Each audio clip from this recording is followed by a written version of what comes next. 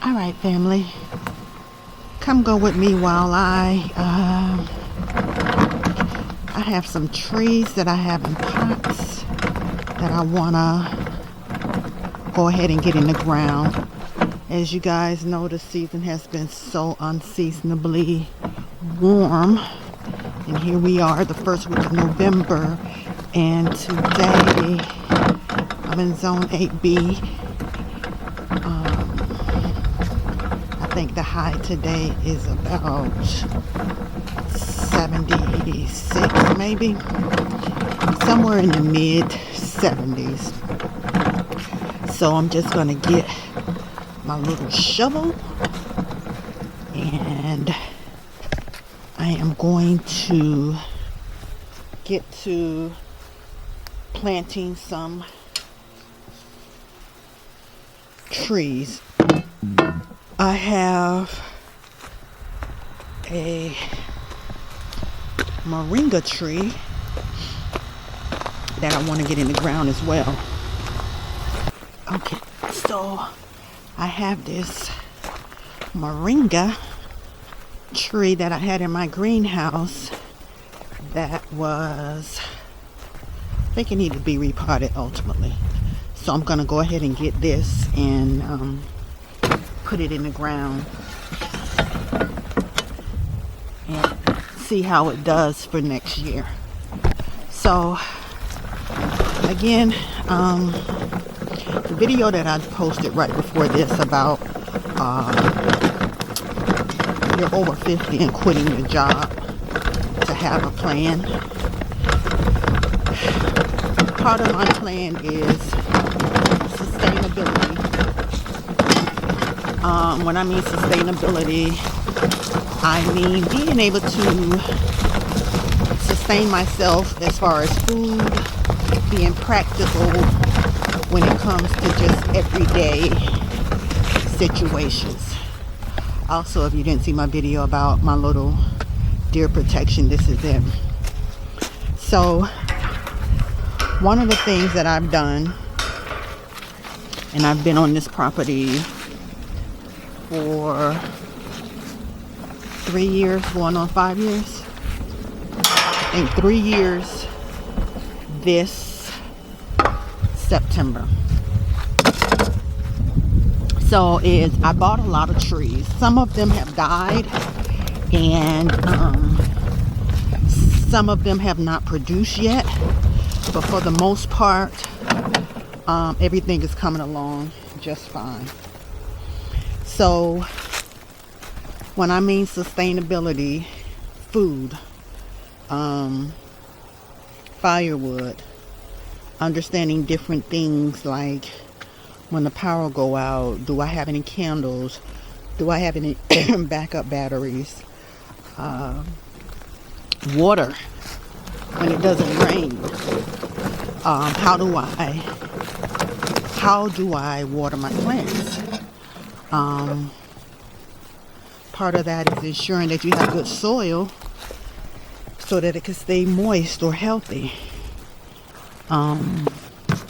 Backup batteries, generators, although everybody I know can't afford those items, but that's just something to think about. So what I'm doing today at the moment is all of these trees and shrubs that I have in pots, I'm going to get those into the ground before it gets cold so that it can be established. Most of them I've had for a couple of years and they've just been in the pot, and I know it has stunted the growth and its ability to bear fruit. This moringa right here, see how tall and leggy it is? It's one that's left from maybe 5 seeds, and I did this from seeds. But I was noticing that the leaves were falling off. But why? You know, I will water it, but it looks like the roots, and in my readings and researching it, they do have long tap roots.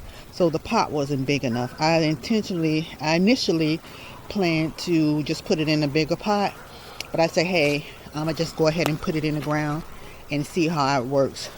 So I'm gonna bring you guys back because I am going outside of the fence,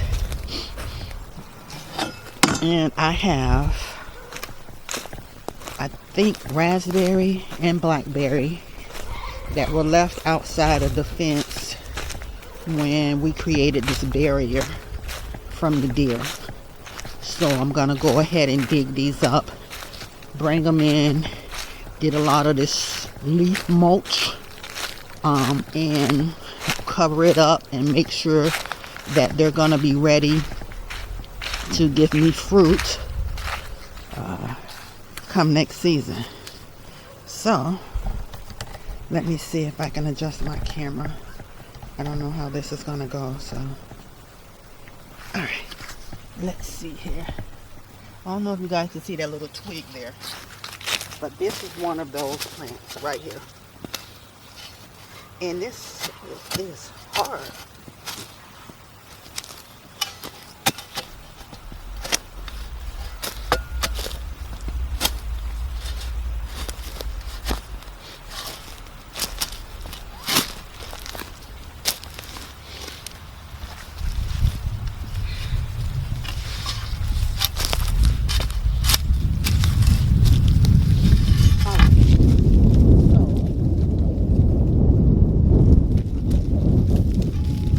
As you can see, I have clay soil and they're starting to come back, but this really needs to be amended, and it is up under the bottom. So I'm going to get the other one and we're going to get them inside the fence.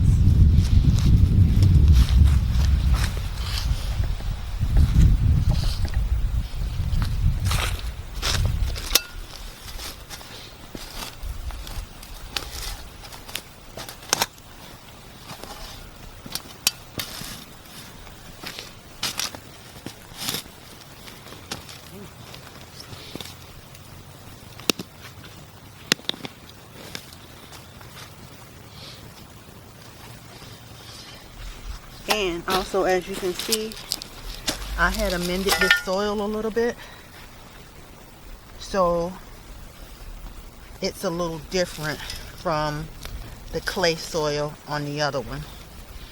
So let me bring this over. Clay, but it still manages to come through. And this has looser soil. As you can see, it's dry, but this was starting to sprout and bloom as well. So we're going to get this inside the fence. I'll bring you guys back. Okay, I've dug the hole for this moringa, and as you can see, this pot is not that deep, but one of the reasons I just pulled out the roots. So see how these roots were knotted up? They did not have enough room in this pot to grow, but yet I was getting leaves. See that? See how long it is? It's about 6 feet tall. So I've dug a hole in here, and I'm going to just back soil it with what was in here. If I can break this up, and I'm just gonna backfill it. Now, put that in there. And I have been working on this soil because it's hard clay soil. So I have chips dropped, and it's doing a very, very good job at making this hard clay soil workable.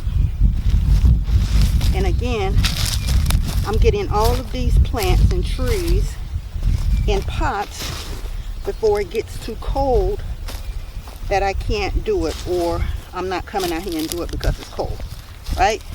And give them a chance to recover. Now what I'm going to do is I'm going to cut this down.